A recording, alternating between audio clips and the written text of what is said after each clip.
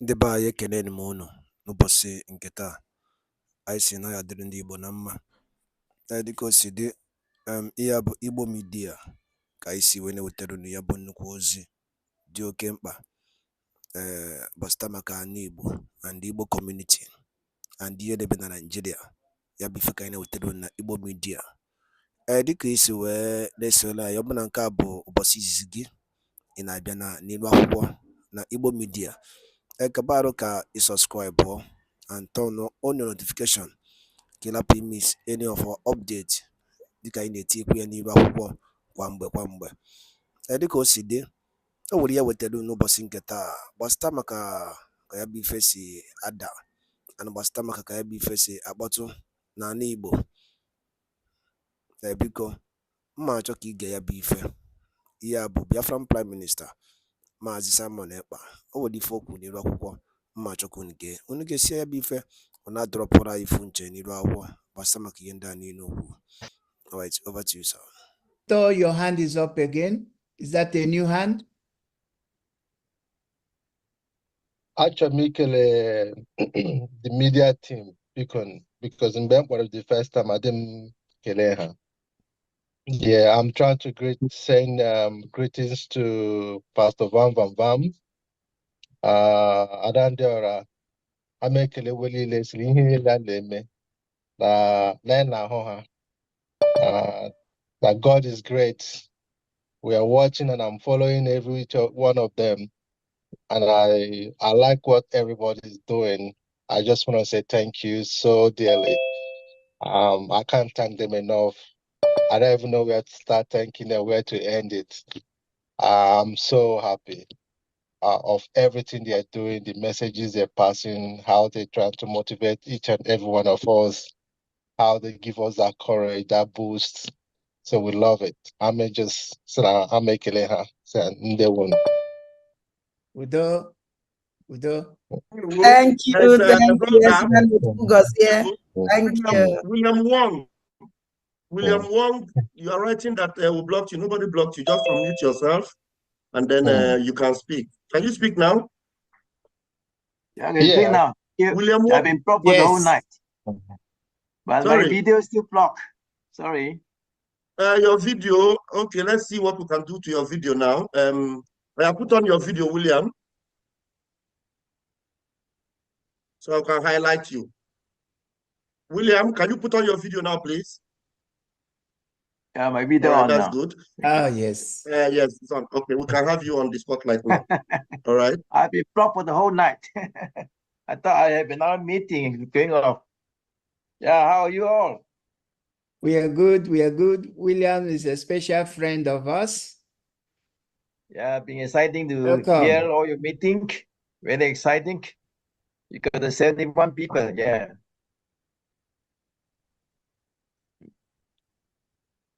Yes. So what we're doing at the moment is fundraising, just to support what we are doing, what the government is doing to protect protect our land, to enable people that are defending us to continue, because our independence is coming. Yeah, so that's you are a very special friend of us. You are very much into what is happening. Yeah, so that's what it's all about. It's a fundraising for us. Okay, what's the stakes now? Where we up to? I hear the meeting, I heard the music. Yeah, individuals are raising their hand and just saying what they can give to support. Yeah, it's all it's a free for all now. People are making pledges to support the Biafra government. Yeah. Yes, the liberation. Yes. Right. Thank you very much, Mr. Wong. You are welcome. Hi, nice Prime Minister, how are you? Yes, nice and fine. Prime Nice to see you again. Nice to see you again. Ekpa, how are you? I'm all right. I'm all right. I will use this opportunity to introduce Mr. Wong, though this may not be the right place, but let me introduce Mr. Wong to many of you in Australia, and of course, many Biafrans beyond. Mr. Wong is the special envoy of the Biafra government in exile. He has been appointed to represent the Biafra government in many capacity, especially in foreign, Pacific, and Oceania. So he is in Australia as well. And with this development, in the next cabinet meeting, this will be properly briefed. So, but for now, you know that we have special envoy, of the Biafra government in exile, and Wong and Ambassador Iwunze, together will be pushing this particular Biafra awareness within the Pacific region, and of course, in Australia, and of course in some of the Asian countries. So, Wong, thank you very much. I didn't know that you are going to.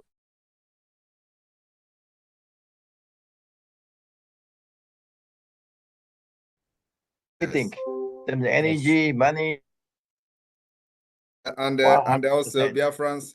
Wong is also in charge of the Biafra government international trade, promoting international trade at this point. So we there are a lot of things going on that people don't know yet, but as we move on, it will be coming to the public. So he is in charge of the Asia Pacific of the Biafra government international trade, and he has the right to solicit for that, investors and all that for Biafra government. Thank you. Yeah, thank you for the introduction, Prime Minister. We support you. Don't worry, fully support. Thank you. Thank you. Thank you. Thank you. All right. Wonderful. Yeah, Thank you, Wong. Thank you. Thanks, William. MAZI, look, please go ahead. Hey, Honorable Mark, good afternoon, my brother. And good afternoon, Ambassador Luke Ubunze. I'm using this opportunity to tell my able Prime Minister, Yoba, that yes, when we be Australia, yes, we are baby. Those were the event when I'm to talk, I got it move long, but engine 50, a gemma, when our Prime Minister Moji. They won. Udo. From Germany, send the receipt to Honorable Admiral. Thank you. BMO of Biafra. The only BMO of Biafra. Okay, BMO, one Nedalo, BMO for the. How about all the end there? Whoa, I was here, Dikegino. But the second one, Udo Dregi. BMO. Thank you, BMO. Thank you. Anybody with any question, anything to say or ask our PM? This is your moment. This is your time. You can do that now. Yeah, I got one question for PM. Yes, go ahead, please. Okay. Thank you so much, everyone that's here. Sorry. Okay, the question, I want two questions for the Prime Minister. I will just take it one after the other, and as usual, I'll be posting 50 agenda on each question. Actually, we're one after the other. So I think the Prime Minister is there listening. So Prime Minister, few weeks ago, or maybe a month, something like that, I can't remember vividly, in a surprise move that shocked some Biafran people and even international observers monitoring our liberation, Your office extended invitations to Nigeria Foreign Affairs Minister Yusuf Tuga and Director of Defense and Media Operations Major General Edward Buba. And even recently, you also extended that invitation to those slave enablers within our land, to the upcoming Biafra Restoration Convention in Finland, starting from the 29th of November to the 3rd of December 2024. After their failed move to extradite you through the European Union and those shenanigans, the ones posting bounties on your head and those sending suicide bombers. So my question is this: what was the reason for the invitation of these terrorist Nigeria officials and their slave enablers from Biafra land? Thank you so much, man. Thank you very much. MAZI. Okay. Raphael, let me answer this first before then you can make an announcement. Thank you very much for that question. Actually, I was about joining another thing before that question came, and I decided to sit back because it's an important one. So the reason is that I'm a state man, and this freedom of Biafra is beyond anger and hatred of our oppressors. We are aspiring to becoming one of the best countries in the world, and we are going to be leading by example. So irrespective of what they have done to us, irrespective of how we hate them, we give them the opportunity to also come and ask questions to know, so that we are going to tell them what nobody has ever done or what nobody has ever told them in their face. So it's an opportunity for them to come and get delivered. And of course, because we are fighting to become an independent state, doesn't mean that everybody who have wronged us will continue to be our enemy. We are going to have bilateral agreements with these people, no matter how bad it sounds. We are not going to be an islander in that Sahel region. We must understand that as a state man, we have to lead by example and not by malice, hatred for what they have done to us. At the same time, we will make sure that those who have wronged us will have a special place in our heart where we will keep how to revenge, if there is any word revenge, or if there is going to be any word revenge in our own book. But for now, we will extend our invitation to everybody, including Britain, if they want to come. We will extend. They are not the enemies we are fighting, is those who have subjugated us to this state where we are today, where we are now fighting for our survival. So let them come and listen to the reason we are doing what we are doing, because they could not provide enabling environment for us to do this in our homeland. Our whole land have been occupied, and that's why we are doing what we're doing today in exile. So they can come here and get delivered. And of course, it is also in accordance with international law, because everything we do today is in accordance with international law, so that nobody will say we did not invite them. We're inviting them. And so they can come and witness. They don't need to accept what we are doing. You know, we're not telling them to come. That they are coming means that they accepted what we're doing, or they are coming means that the approval of the Biafra declaration or the self-referendum. No, it doesn't mean that it is an express approval from them.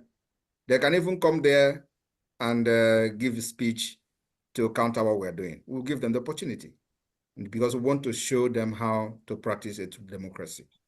So they can come. If they have a better argument to give to the world that will be listening from all over the world and watching, because many dignitaries will come to this convention, while those who will not make it will follow the convention through the Zoom.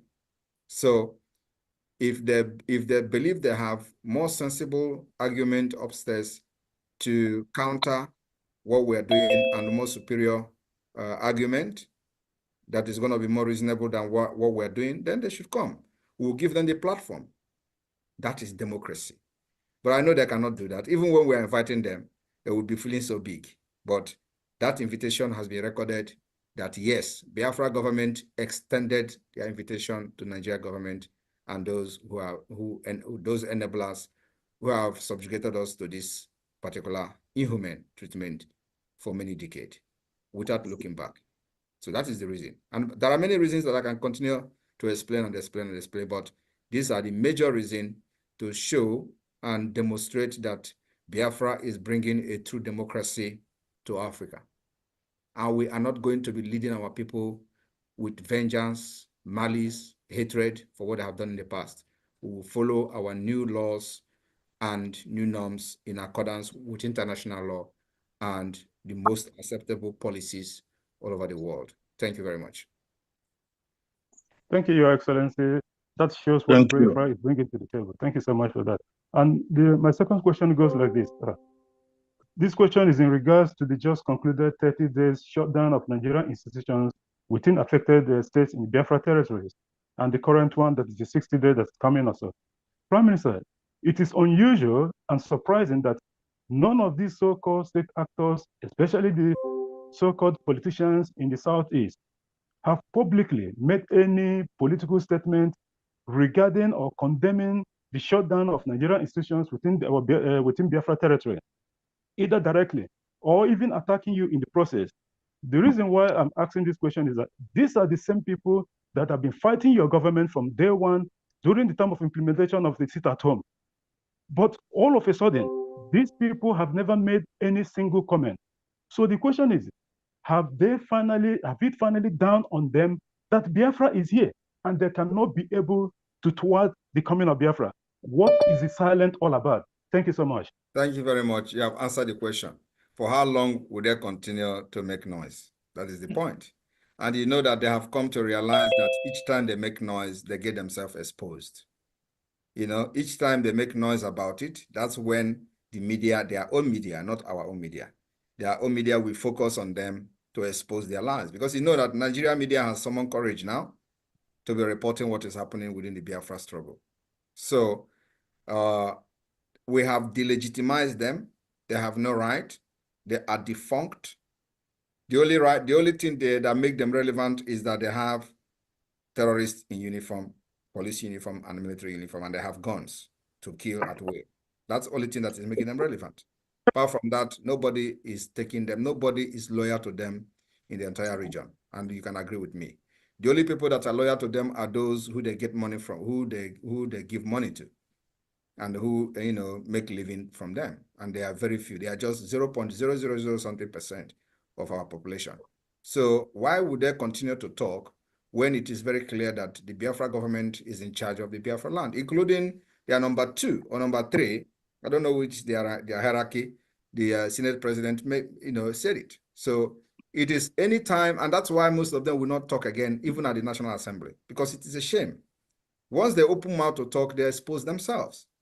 You know, so they are not going to. And our 2 months, 60 days lockdown of the Nigerian institution is coming.